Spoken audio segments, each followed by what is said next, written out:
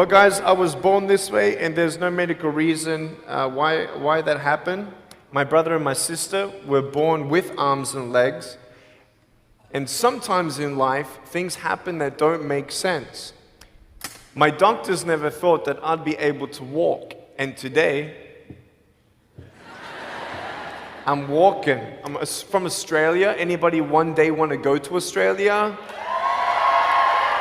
It's such a cool place. And I now live in LA. I'm a Southern California boy. So I only live about 4 hours from here. And today I'm going to tell you, man, I love freaking people out. One day I'm in a car. I'm in the front seat. I'm not driving, of course. Can you imagine if I'm driving a car? They reckon they can put a joystick, that thing that controls my wheelchair, we can put that in a car. Like, how fully sick is that? Like, imagine if I get pulled over by the cops. Can I have your driver's license, please? Yeah, but it's over there, you're gonna have to get it. Imagine if I'm in big trouble. Put your hands up! Get out of your car!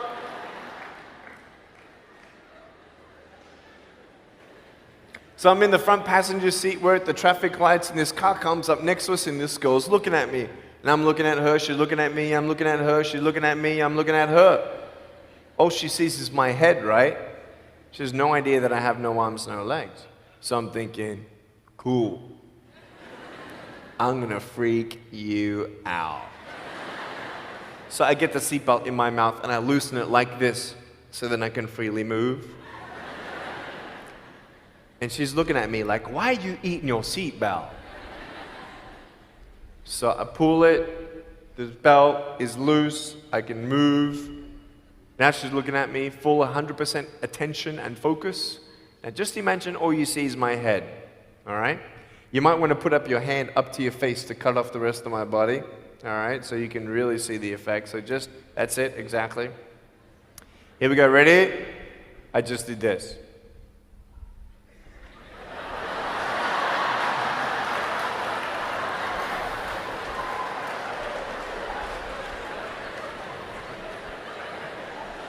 And her face, man, she was like, she nearly ran the red light, man. It was so good. My parents always said, Nick, you don't know what you can achieve until you try it. And the doctors looked at me and said, he's not going to walk, he's not going to go to school, he's not going to do anything in his life. And then my parents, they just loved me like crazy and said, you got to try.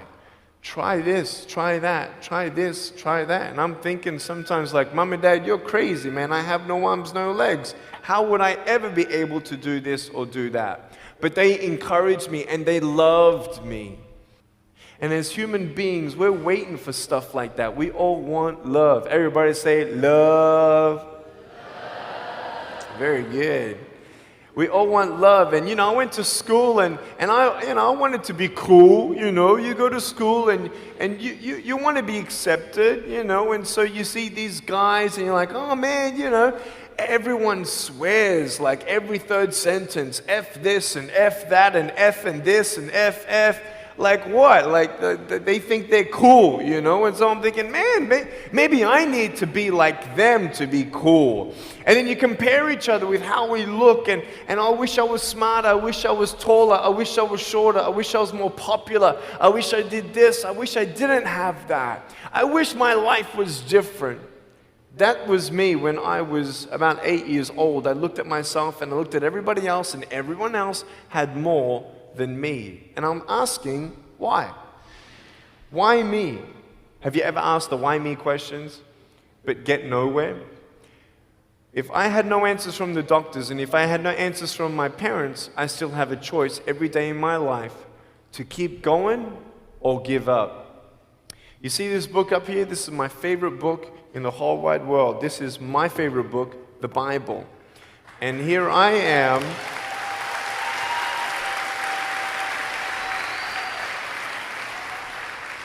And here I am, and for me, that's my full potential in all that I can be here on earth. And so encouragement takes me closer to all that I can be, and discouragement takes me away. You see, it only takes 3 seconds for someone to tease me when I was at school and just say, you ugly. You can't do this and you can't do that. And some of you thinking like, man, seriously? You had kids picking on you? Like, how heartless are those kids? Picking on me with no limbs, like, you would probably say, well, I'm not that bad. I wouldn't pick on a kid with no limbs. But why would you pick on anyone? Well, because it's fun. It's just culture. Okay, we'll get to that.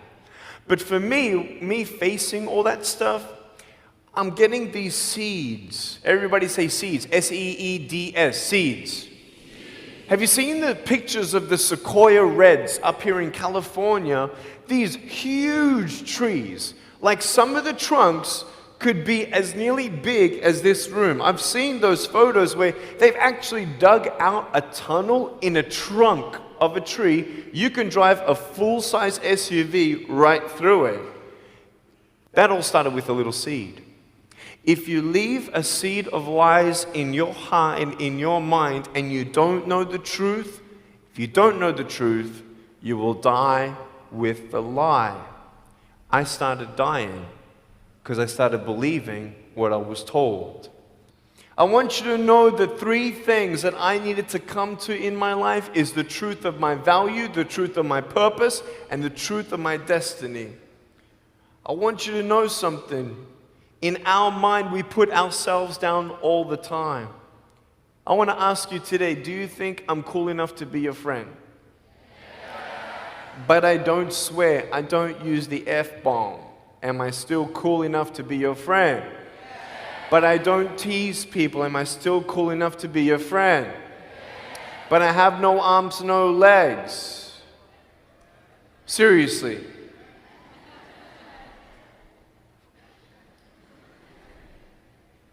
You would be my friend even though I have no arms, no legs. So you're telling me it actually doesn't matter, right?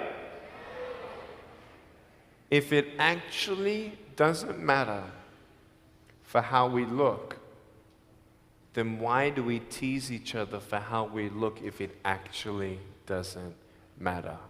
Why is it that we look ourselves in the mirror and we see ourselves, well, we're having fun. Oh yeah, man, we're just part of culture, man.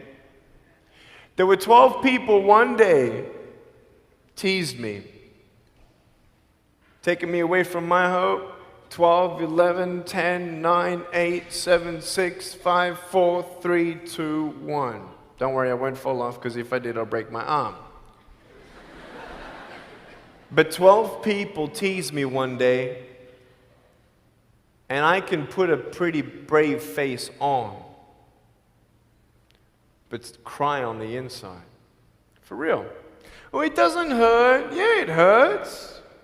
There was this one bully. I became his target for 3 weeks.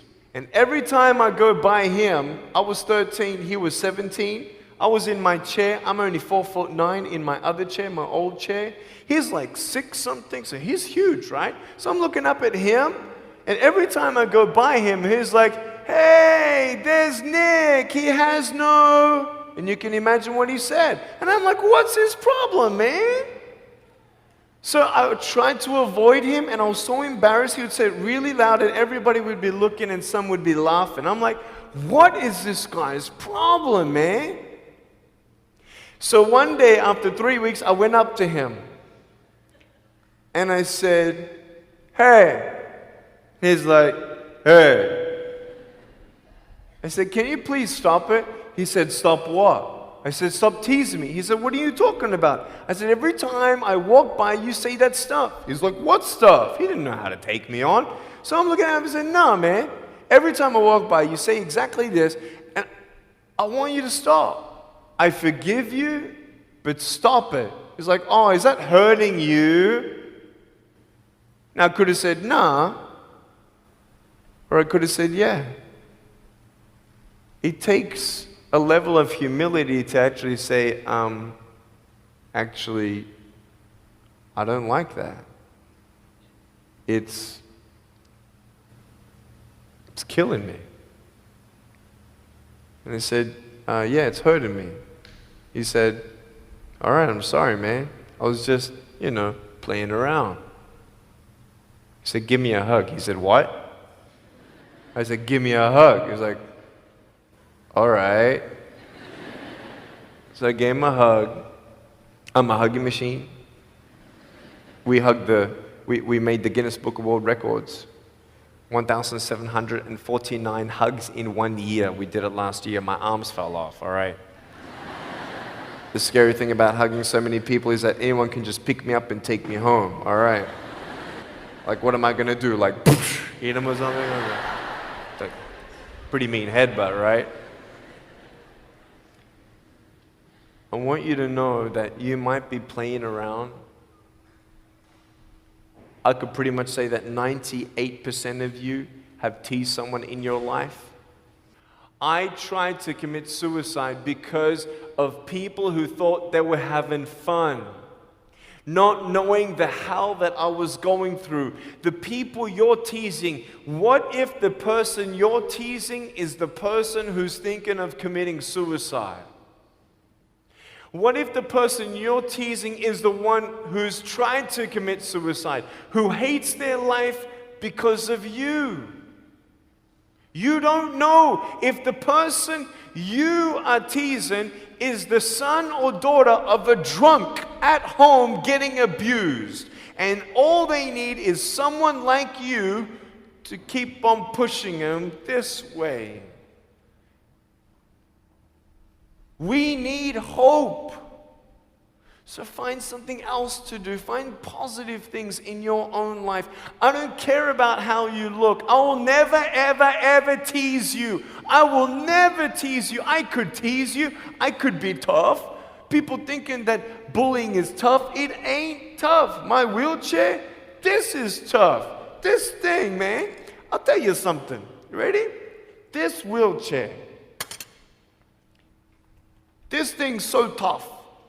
When my friend built this for me, he said, you're gonna love it. I said, what, does it go fast?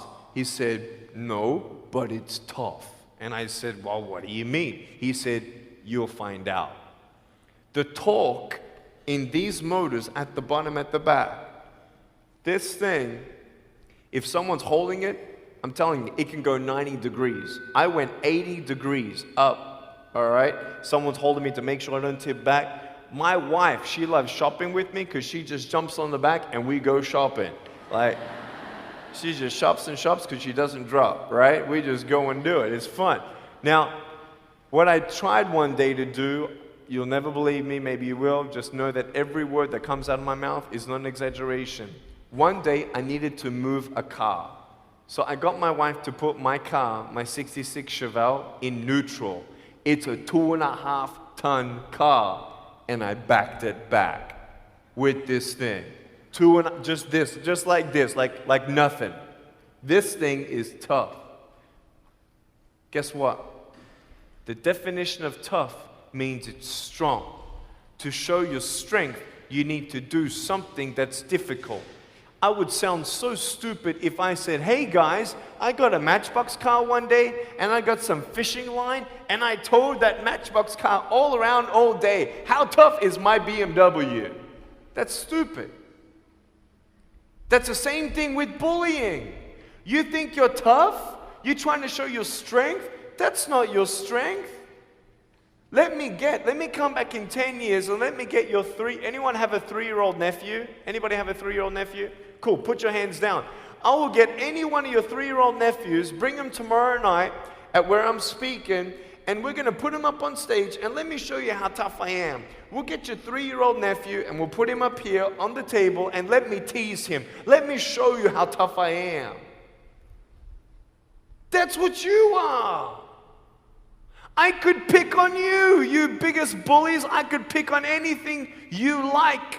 Any singer, Any music that you like, I could tease you. I could tease your family. I could tease your friends. I could tease about the movies that you think are really cool. I could tease anything about you. I could tease you about your nose, your eyes, your teeth, your chin, your hair, your ears, your elbows, your knees, your whatever, man. I can tease you about anything. It ain't hard, just like you can tease me. You want to know what tough is? Go to the people you teased and say sorry. You want to know what tough is?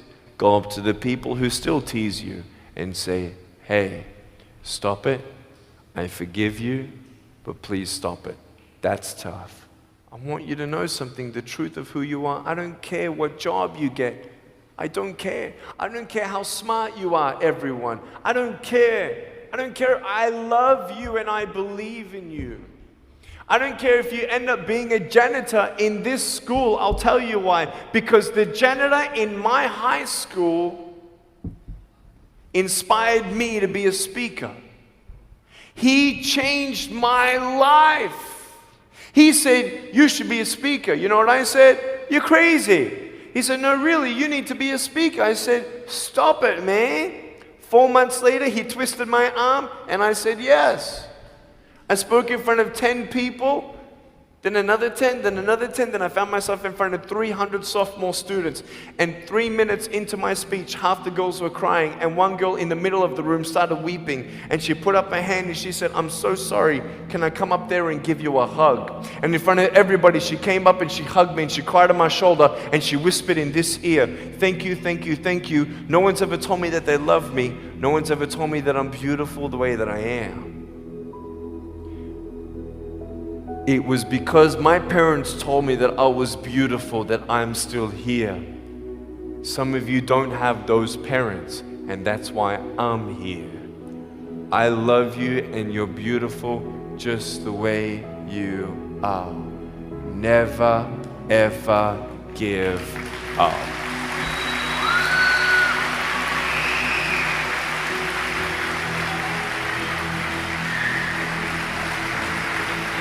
How many schools do you think that I spoke to actually stopped bullying altogether? Okay.